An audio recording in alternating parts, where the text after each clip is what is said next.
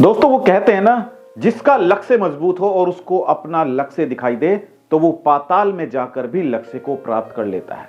आप में से बहुत सारे इंश्योरेंस एडवाइजर, लगभग 90% से ज्यादा इंश्योरेंस एडवाइजर ऐसे हैं जो अपने शहर में ही रहकर काम करते हैं, यानी कि जिस शहर में वो रहते हैं उनकी इंश्योरेंस एजेंसी भी उसी शहर में होती है।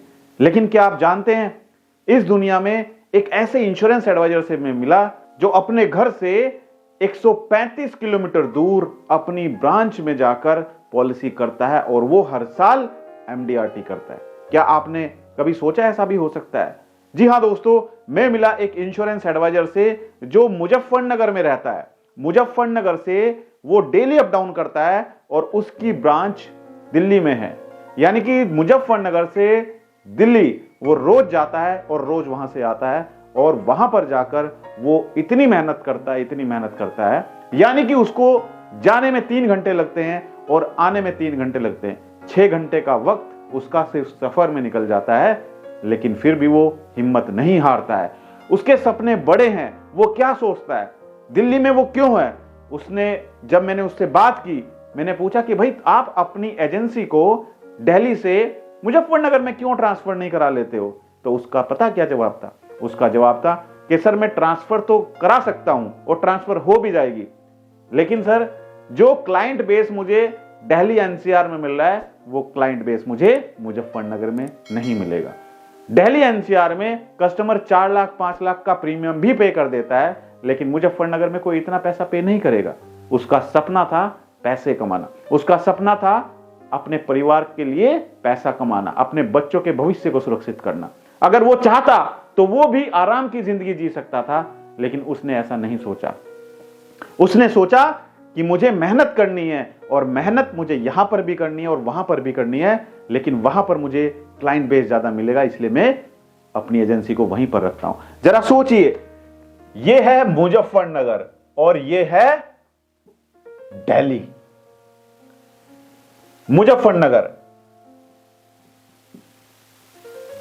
ये है मुजफ्फरनगर और ये है दिल्ली।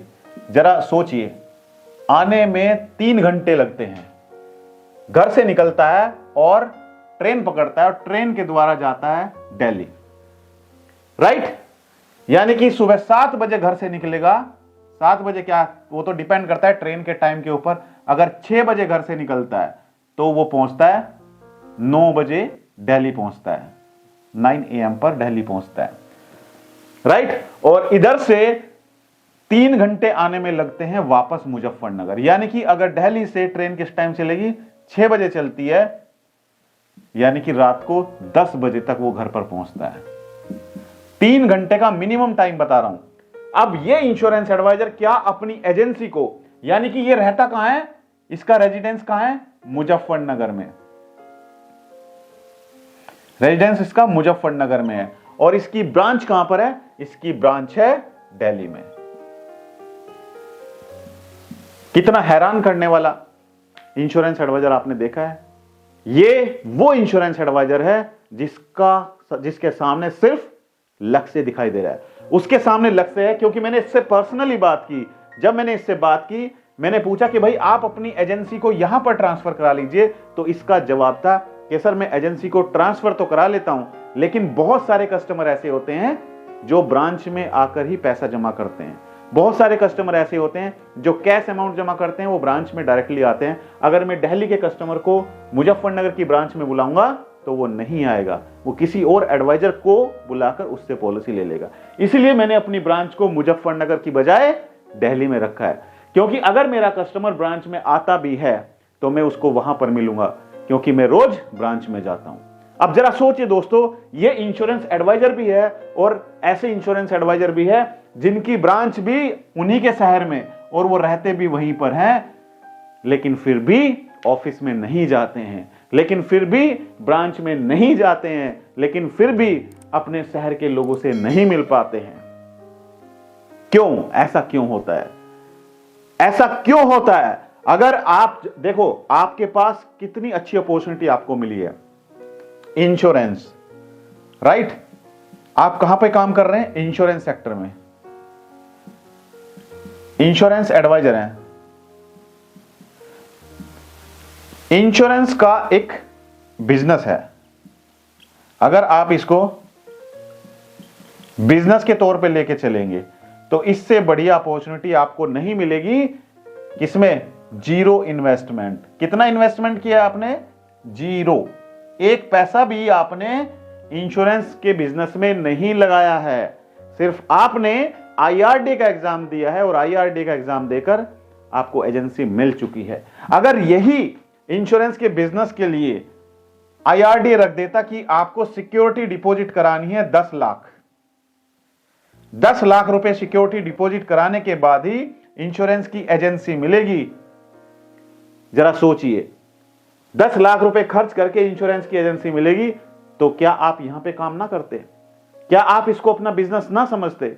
अगर आप आज एक छोटी सी शॉप खोल लेते हो, आप मार्केट में एक छोटी सी शॉप भी खोल लेते हो, तो उसको खोलने में भी आपके 10 लाख रुपए कम से कम खर्च होते हैं, राइट?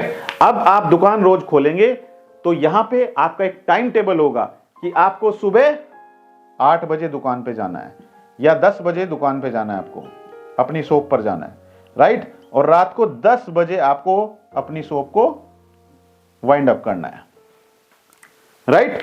सुबह 10 बजे से लेकर रात के 10 बजे तक आप पूरा दिन अपनी दुकान पे बैठे रहेंगे। वो इसलिए क्योंकि आपने यहां पर 10 लाख रुपए खर्च किए हैं, इसलिए आप अपनी दुकान पे अपने बिजनेस में मेहनत करते हैं। लेकिन इंश्योरेंस में आप क्यों मेहनत नहीं कर रहे हैं? वो इसलिए क्योंकि ये आपको सिर्फ फ्री में मिला है।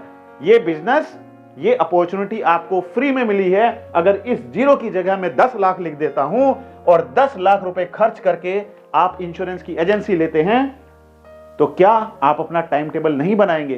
क्या आप सुबह से शाम तक का टाइम टेबल नहीं बनाएंगे कि मुझे सुबह 6 बजे घर से निकलना है और रात को 10 बजे घर पे आना है? आप अपना टाइम टेबल बनाएंगे। और इस इंश्योरेंस एडवाइजर की जो सोच है वो एक बिजनेसमैन वाली सोच है। इसकी सोच है एक बिजनेसमैन वाली सोच, ना कि इसकी सोच एक इंश्योरेंस एडवाइजर की सोच नहीं है। ये इंश्योरेंस का बिजनेस कर रहा है ये सोचकर कि ये मेरा बिजनेस है, ये बिजनेस मैंने शुरू किया है और इस बिजनेस में इसने ये सोच के काम शुरू किया कि इसने 10 लाख रुपए इस बिजनेस में खर्च किए। ये हर साल 10 लाख रुपए यहां से कमाना चाहता है। आप जिस शहर में रह रहे हो उस शहर में आप घर से जब निकलेंगे, लोगों से जब मिलेंगे, तभी लोग आपका प्रोडक्ट सुनेंगे, तभी आप उनको अपना प्रोडक्ट बताएंगे। जब आप उनसे फेस टू फेस मिलेंगे, जब आप उनको उनकी रिक्वायरमेंट समझ के उनको कुछ सॉल्यूशन देंगे, उनको उनकी रिक्वायरमेंट के अकॉर्डिंग उनको प्लान बताएंगे, उनकी जरूरत क्या है वो बताएंगे, तो वो आपसे जरूर आपका प्रोडक्ट खरीदेंगे। अपना टाइम टेबल बनाइए, आने का टाइम टेबल, जाने का टाइम टेबल, सोने का टाइम टेबल, उठने का टाइम टेबल, मीटिंग का टाइम टेबल, कॉलिंग का टाइम टेबल, कस्टमर को हैंडल करने का टाइम टेबल, हर चीज आपको बनानी है और टाइम टेबल के अकॉर्डिंग ही आप उसको रेगुलर फॉलोअप कीजिए। संडे का दिन होता है, संडे को हम क्या सोचते हैं?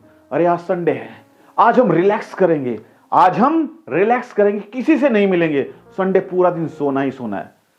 अरे मंडे से लेके सैटरडे तक तो आपका ऑफिस होता है, आप अपने ऑफिस में जाते हो जहां पर आपको 20,000 30,000 की सैलरी मिलती है। उस 30,000 की सैलरी के लिए आप सुबह से लेके शाम तक, रात तक मेहनत करते हो। एक दिन संडे का मिलता है, उस दिन भी आप घर पे सो के समय निकाल देते हो। उस संडे के दिन भी आप अगर चाहें आप पैसा कमा सकते हो। उस संडे के दिन भी आप अपने सपने पूरे कर सकते हो। और ये कैसे कर सकते हो? जो मैंने आपको बताया कि उस संडे के दिन, जो संडे आपके पास है, उस संडे में आप कस्टमर से सिर्फ अपॉइंटमेंट रखिए। क्या रखनी है आपको? अपॉइंटमेंट। संडे के दिन आपको अपॉइंटमेंट, यानी कि ये अपॉइंटमेंट किस दिन के लिए फिक्स करनी है आपको? सिर्फ संडे को। यानी कि आपको पता है कि संडे को मुझे लोगों से मिलना है, लेकिन ये कस्टमर आपको मिलेंगे कहां से? संडे को जो अपॉइंटमेंट आपकी होगी वो कस्टमर आपको कहां से मिलेंगे? तो दोस्तों इसके लिए आपको या तो घर से निकल के रोज लोगों से मिलना होगा, लेकिन अगर आपके पास समय नहीं है, आप रेगुलर समय नहीं दे पा रहे हैं कस्टमर ढूंढने के लिए, तो आपके काम आएगी ऑनलाइन मार्केटिंग, डिजिटल मार्केटिंग। ये डिजिटल मार्केटिंग आप अपने कंप्यूटर पे बैठ के, अपने घर पे बैठ के, अपने लैपटॉप से, अपने मोबाइल से एडवर्टाइजमेंट रन करके गूगल, यूट्यूब और फेसबुक पर ऐसे कस्टमर ढूंढ सकते हैं जो इंश्योरेंस पॉलिसी लेना चाहते हैं, जो इंश्योरेंस पॉलिसी में इंटरेस्ट रखते हैं, जो इंश्योरेंस पॉलिसी अपने बच्चे के फ्यूचर के लिए कराना चाहते हैं। लेकिन आप उनके पास कैसे पहुंचेंगे? ये पहुंचेंगे आप सोशल मीडिया के द्वारा। तो हमने लॉन्च किया है आप लोगों के लिए डिजिटल मार्केटिंग कोर्स। ये डिजिटल मार्केटिंग कोर्स हर एक इंश्योरेंस एडवाइजर के लिए फायदेमंद इसलिए है क्योंकि इसमें आप सीखेंगे कि कैसे आप अपनी खुद की वेबसाइट बनाएंगे।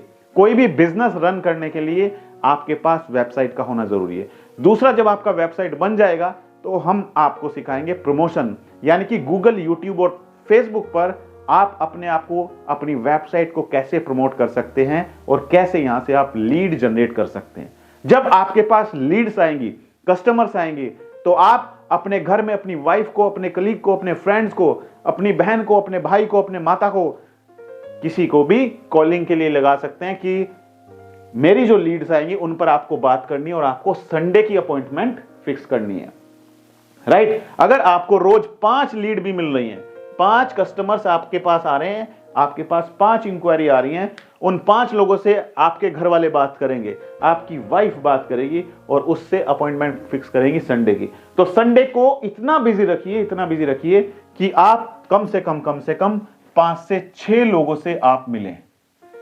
5 से 6 लोगों से अगर आप मिलेंगे तो आप एक महीने में 4 संडे होते हैं, तो कितने लोगों से आप मिलेंगे? 20 लोगों से आप मिलेंगे। और जब 20 लोगों से आप मिलेंगे तो 20 में से कितना क्लोजर आ सकता है? कम से कम 5 से 6 पॉलिसी आपकी आराम से क्लोज हो सकती हैं।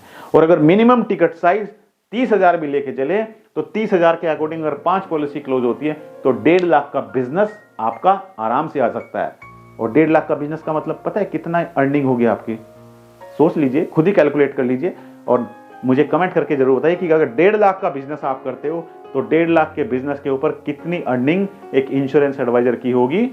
कमेंट जरूर करिएगा।